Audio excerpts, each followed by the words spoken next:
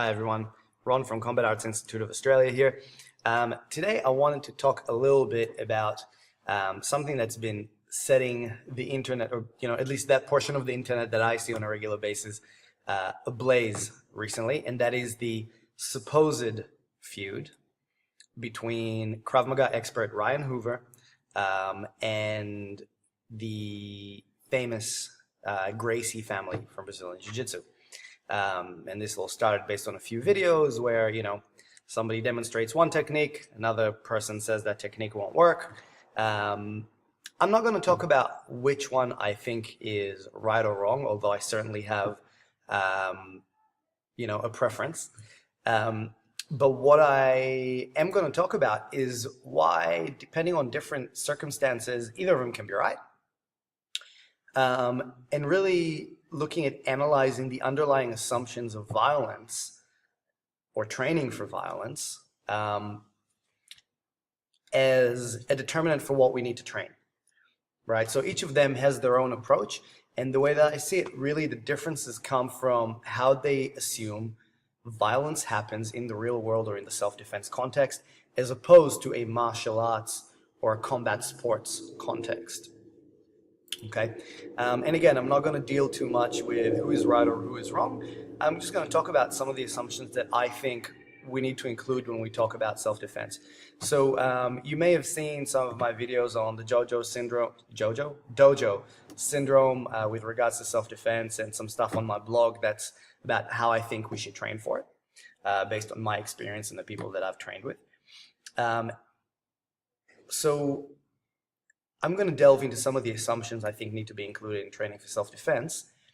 Now, before I go on, I want to highlight the fact that these are assumptions that I'm making with regards to the civilian portion of self-defense, right? So I'm not looking at military, I'm not looking at law enforcement, that kind of stuff, purely from a civilian perspective.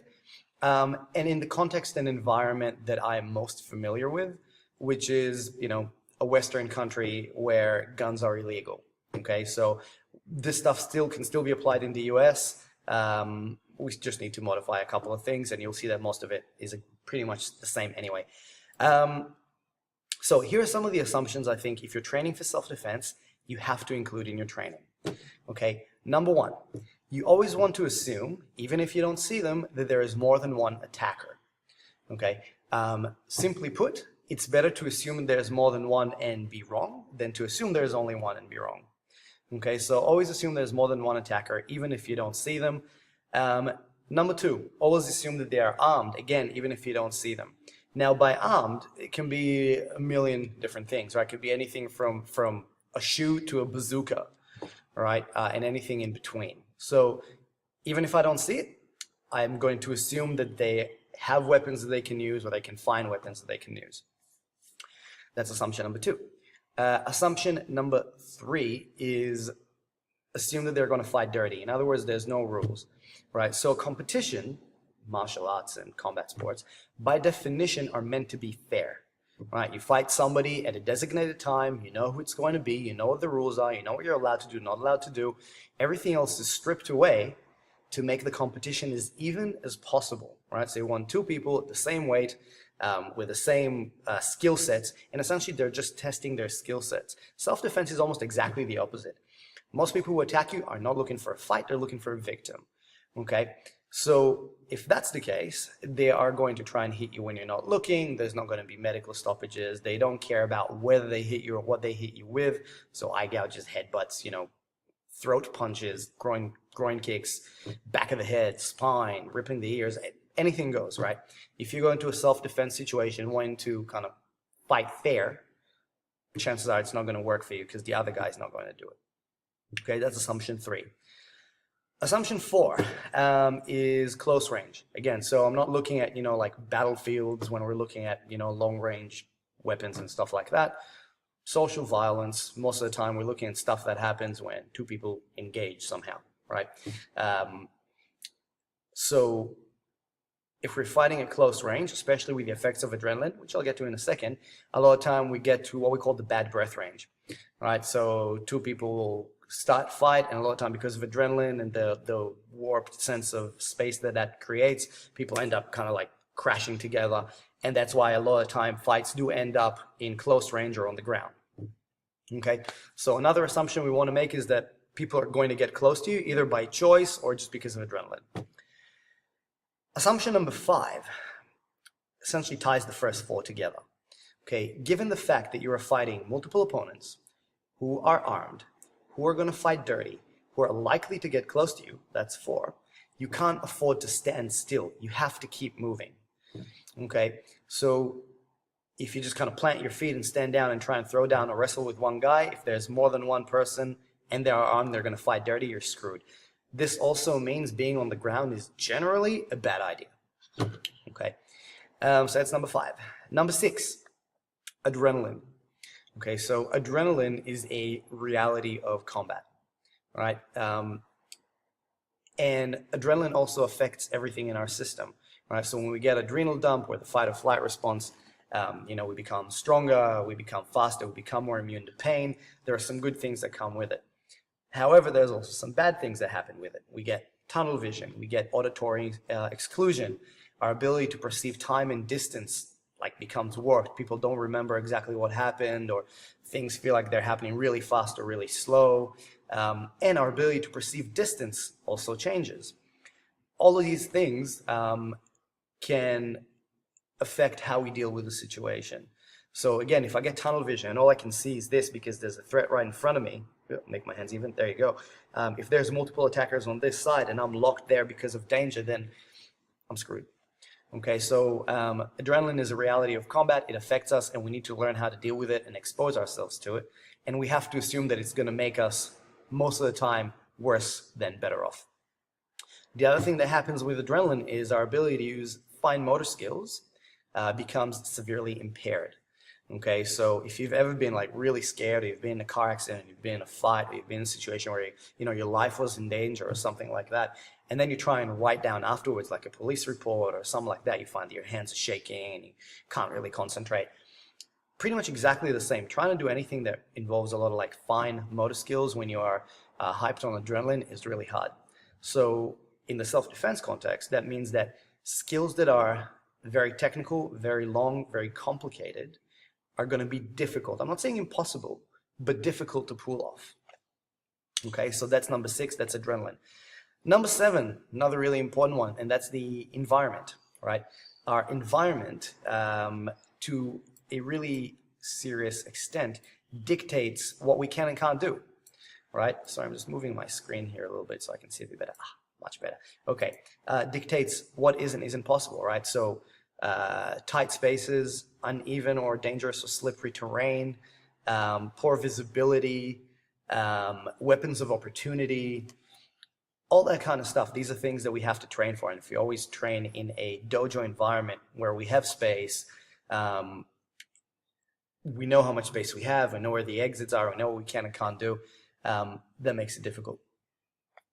Okay, so the environment is a huge, huge thing that we have to consider if we're talking about self-defense. Number 8, legal framework that we operate under. Okay, so again, if we're looking at a kind of Western civilized country situation thing, we live within a society that has rules. Okay, so a lot of the stuff, you see in self-defense is, in the forums where a guy throws a punch and you block and you hit him and you, hit him in the throat, drop him on the ground, hit him 10 times, then as Master Ken would say, re-stomp the groin. All that stuff is excessive, right? So everything that you do in self-defense, should it go to a court of law, and there's a good chance that it will if you get in a fight, has to be deemed to have been reasonable, necessary, and proportionate. In other words, if the guy pushes you and you drop him 10 times and stomp on his head, or drop him and stomp on his head 10 times, that sentence kind of got mixed up, but you know what I mean, chances are that you're going to go to prison. That means we need to understand the legal environment that we operate in, much like the physical environment that we operate in, and have solutions for different options and different situations within that. At the end of the day, it's always better to live than die, but not every situation is life or death. So that's number 8, that's the legal framework. Number 9, awareness and the element of surprise. So I write a lot about that in my blog. I recommend you go through some of them and have a read. But essentially, what I'm talking about is that violence most of the time doesn't happen with consent, right? Again, it's another difference between that and combat sports. If somebody is attacking you, they're not going to wait for you to be ready to be attacked. And they don't care whether you want to be attacked or not.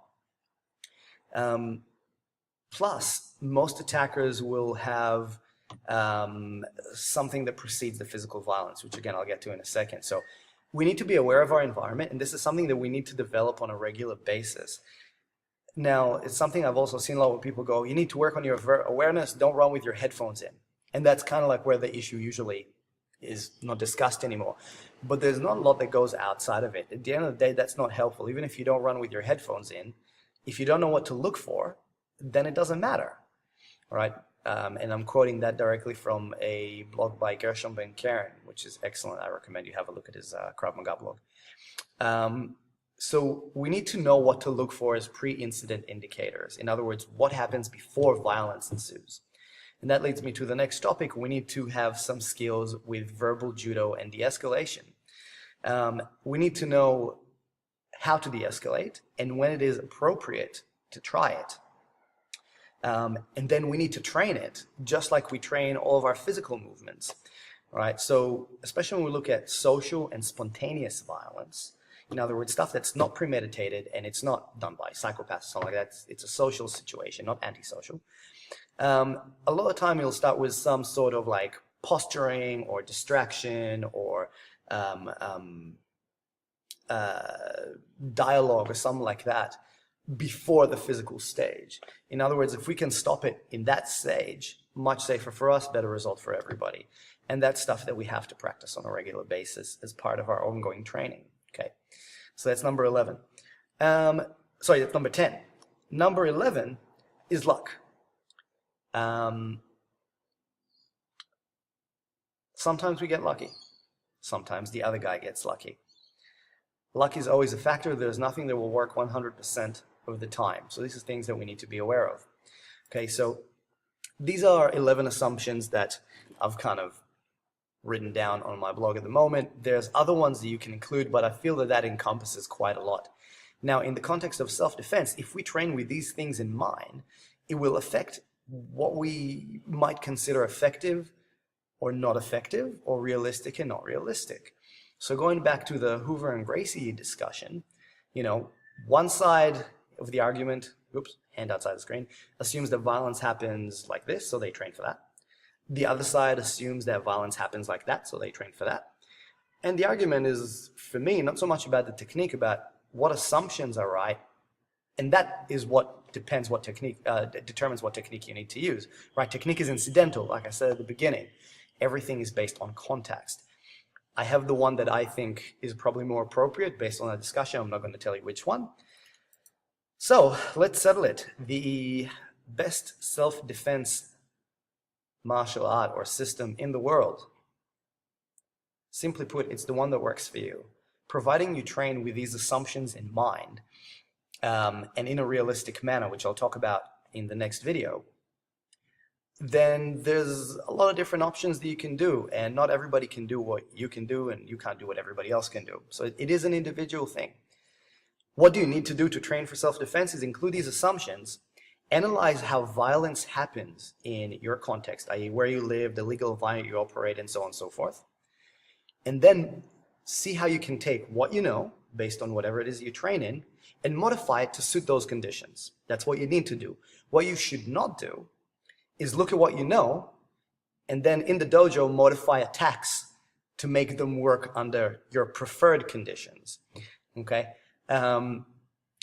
So providing that you train in that way, I think you're still training for self-defense. Some people agree, some people not. Works for me, works for most of the people that I train with and have trained. I hope you enjoyed it. So the next video, we're going to talk about what these assumptions imply about how we actually need to train. Stay safe out there.